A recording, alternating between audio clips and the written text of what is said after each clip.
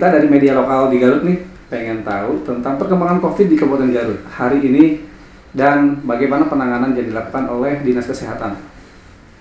Baik, makasih. Pertanyaan sangat bagus sekali. Kondisi saat ini memang COVID di Kabupaten Garut sangat mengkhawatirkan ya. Dengan pertama kali ditemukan pada bulan Maret tanggal 23 kasus pertama, kemudian sampai sekarang yang hampir genap 1 tahun sebentar lagi, kita angkanya di 7.121 kasus. Tentu kalau dibandingkan dengan kabupaten lain yang ada di Priangan Timur, kita mungkin tertinggi. Namun demikian, jangan dianggap bahwa dengan semakin tingginya kasus maka semakin jelek atau tidak baik kondisi Kabupaten Garut. Kita maknai bahwa ini satu keberhasilan, ya. Kenapa saya bilang keberhasilan? Karena angka swab kita, pengambilan sampel swab kita di angka 52 ribuan per hari ini. 52.000. 52.000 artinya konsekuensi logis adalah ketika semakin banyak orang yang di swab, maka akan semakin banyak orang ditemukan positif Yang akan terdeteksi ya? yang terdeteksi. Nah, nanti bentuk antisipasi kita sehingga kita bisa mapping daerah mana saja zona merah, kuning dan sebagainya. Ya. Salah satu kelebihan Kabupaten Garut adalah kita bisa mapping zona kewaspadaan atau level kewaspadaan sampai dengan tingkat RT RW. Itu dari mana datanya? Datanya yaitu dari kasus pertama sampai kasus terakhir. Nah, angka 52.000 sampel yang kita ambil itu saya kira sangat di luar ekspektasi ya. Kalau lihat dari target rekomendasi WHO itu 1% dari jumlah penduduk. Anggaplah kita di 2,6 juta, berarti sekitar 26.000 sampel yang harus diambil per tahun. Sekarang udah di angka 52.000, artinya udah 2 kali lipat. Angka kedua terbaik dibandingkan dengan Bekasi, saya kira ya, Garut dengan waktu 10 Agustus, mulai ya bulan Agustus tanggal 10 kita melakukan swab masif sampai hari ini, tentu kasusnya semakin banyak ditemukan. Sekali lagi bahwa penemuan kasus yang tinggi bukan berarti memposisikan suatu daerah itu tidak baik, justru kebalikan. Ini surveillance kita jalan, penyelidikan epidemiologi kita jalan, sehingga ketika ada kasus satu pun kita langsung cari kontak eratnya. Artinya apa? Kita ingin meminimalisir, jangan sampai kontak erat ini bergerak, melakukan pergerakan-pergerakan atau menularkan ke orang lain. Nah, ini yang kita lakukan. Nah, di awal saya sudah sampaikan di beberapa kali pertemuan bahwa yang perlu diantisipasi adalah lonjakan kasus, jadi outbreak. Dulu tanggal 20 September itu kasus outbreak pertama kita terjadi di Garut. Ya. Kemudian itu di daerah Cempaka, sehingga Cempaka dijadikan daerah untuk lockdown waktu itu kan. Berikutnya lagi kita menghadapi beberapa kali outbreak, baik di lingkungan pondok pesantren maupun di perkantoran. Ya. Oleh karena itu, maka kita melakukan langkah-langkah antisipasi.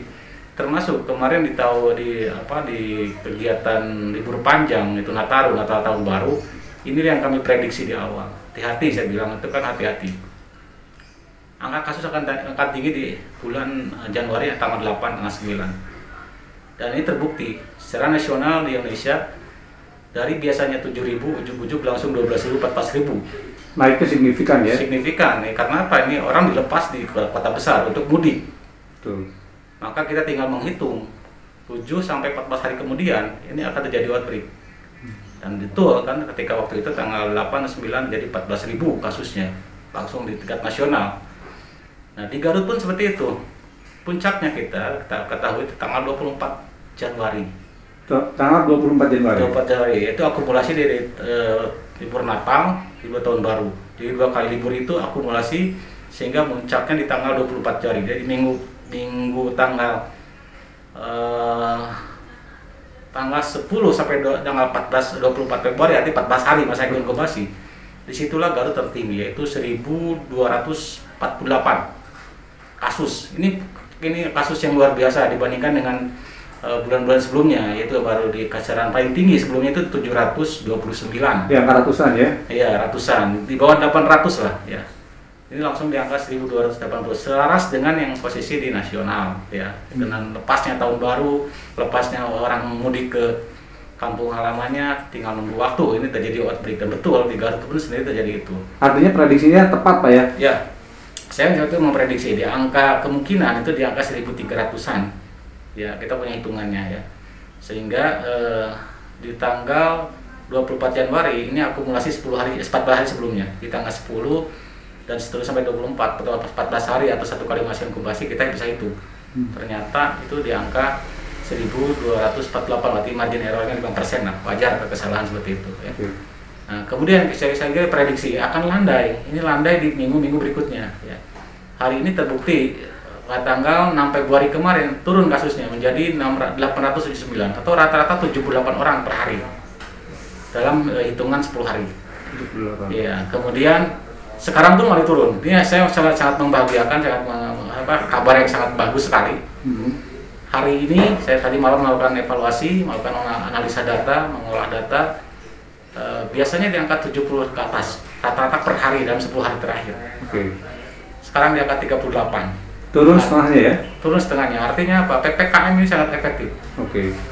Ketika masyarakat dilakukan pembatasan-pembatasan, yang mau hajatan, yang mau aktivitas apapun terkait dengan menyangkut mengundang orang banyak, ini kan resiko. Ketika tanpa PPKM dengan semua unsur aparat penegak hukum ikut berjalan di situ, sehingga masyarakat ada merasa mikir dua kali untuk melaksanakan mengumpulkan banyak orang.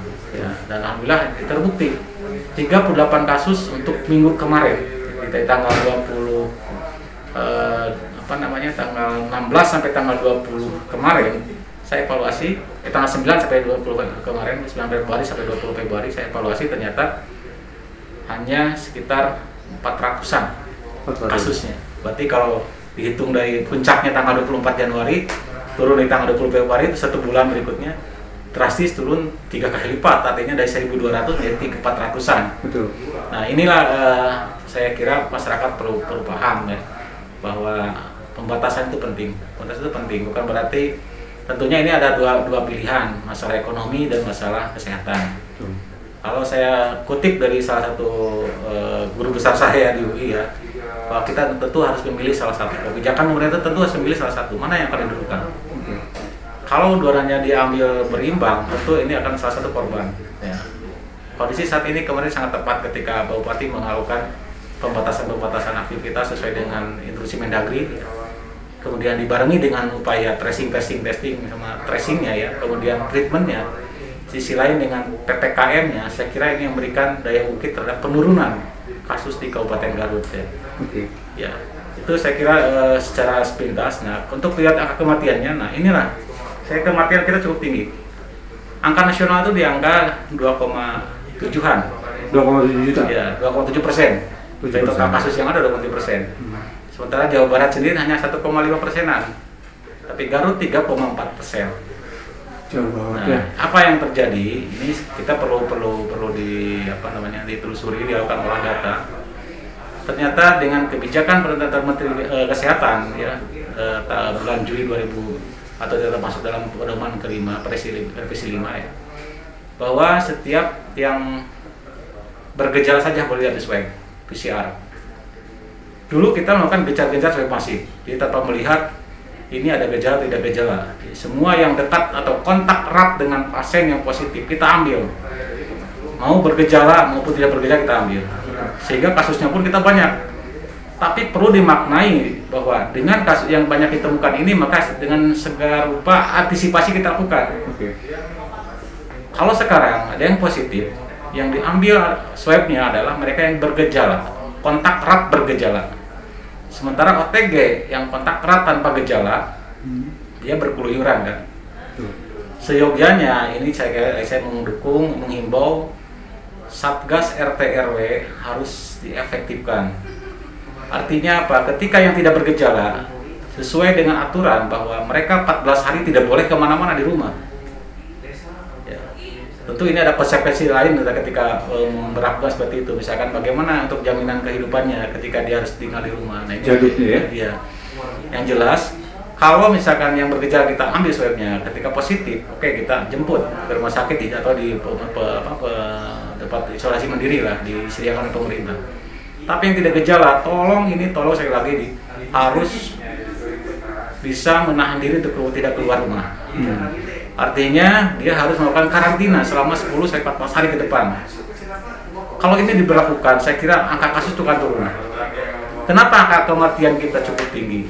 Ada beberapa faktor yang saya sampaikan. Pertama, orang yang tanpa gejala tadi dengan bebasnya dia berkeliaran. Iya. Kemudian dia kontak dengan orang yang komorbid, orang dengan penyakit penyerta. Tentu orang ini akan terinfeksi lagi. Ya, dia terinfeksi dari orang ATG tersebut. Kalau orang yang komorbid tentu akan pemberatan posisinya, perburukan resikonya. Gejala tapi berisiko, perburukan. Nah, apa yang terjadi sekarang di rumah sakit memang ada kondisi di mana datang dengan gejala sudah berat. Gejala sudah berat. Ini grade-nya cukup berat. Nah, ya tentunya ini berisiko. Kalau yang komorbid tentu risiko kematiannya cukup tinggi. Ya, orang yang penyakit penyerta ditambah dengan gejala berat akibat COVID, risiko untuk tingkat kematiannya cukup tinggi. Ini terbukti. Sangat tinggi ya? Iya. Terbukti yang di usia 50 sampai 60 tahun kasus tertinggi kematian. Ya, disusul dengan usia 40 sampai 50 tahun. Karena itu agak gara-gara penyakit penyerta ya? Iya, penyakit penyerta atau karena memang kondisinya ya sudah berat datang ke rumah sakit. Di samping itu, sebelum ada kebijakan Pak Bupati kemarin itu ada penambahan bed baru sebanyak 100 di rumah sakit. Tentunya pasien ketika yang grade berat masuk ke rumah sakit waktu itu cukup waiting list cukup lama. Sehingga dia dikembalikan ke rumah puskesmas atau ditinggal isolasi mandiri dulu di rumah. Terus dengan sekarang ada dibuka 100 bed yang baru atau tadi sekarang di 200 bed, tentunya ini akan mengurangi dampak kematian. Kita ketahui bersama bahwa COVID ini istilahnya penyakit yang dalam hitungan sekejap pun akan mengalami pemburukan. Yang tadi dianggap biasa-biasa, sesek, langsung pemburukan. Nah, ini yang kita khawatirkan, apalagi pada usia yang cukup risiko, yaitu usia di atas 50 tahun ke atas. Nah, itu saya kira kaitannya bagaimana kondisi di Kabupaten Garut, kenapa angka kematian cukup tinggi. Di sisi lain, karena tidak adanya tingkat kepatuhan masyarakat ketika dia merasa kontak dengan yang positif, tolong atuh ya, mereka harus mampu mengisolasi atau mengkarantina mandiri selama 10 hari ke depan. Nah, bila mana bergejala baru dia dilakukan pengambilan swab. Nah, tingkat kepatuhan masyarakat juga didukung oleh kinerja efektif yang dari Satgas Kecamatan, Kelurahan, Desa, RT, RW ini sangat penting. Kalau ini semua dibebankan ke kesehatan, saya kira sangat kelabakan. Perlu sekali lagi bahwa kesehatan fokus untuk menangani. Adapun untuk upaya pencegahan di dalamnya adalah melibatkan semua orang, termasuk unsur-unsur desa, unsur kecamatan, dan unsur RT RW. Semua pihak harus ikut ya? Harus terlibat ya. Saya kira kalau kita melibatkan hanya one man show, saya kira mustahil. Cukup berat kalau Mensa misalkan hanya dinas kesehatan saja, puskesmas saja, cukup berat kalau di lapangan. Tentu ini harus ada sinergi antara unsur kecamatan, Forkopimcamnya, ada di desanya, di RT RW-nya, sehingga kita bersinergi sama-sama merasakan bahwa ini pandemi. Semua harus ikut andil dalam mengatasinya. Oke. Terkait dengan perkembangan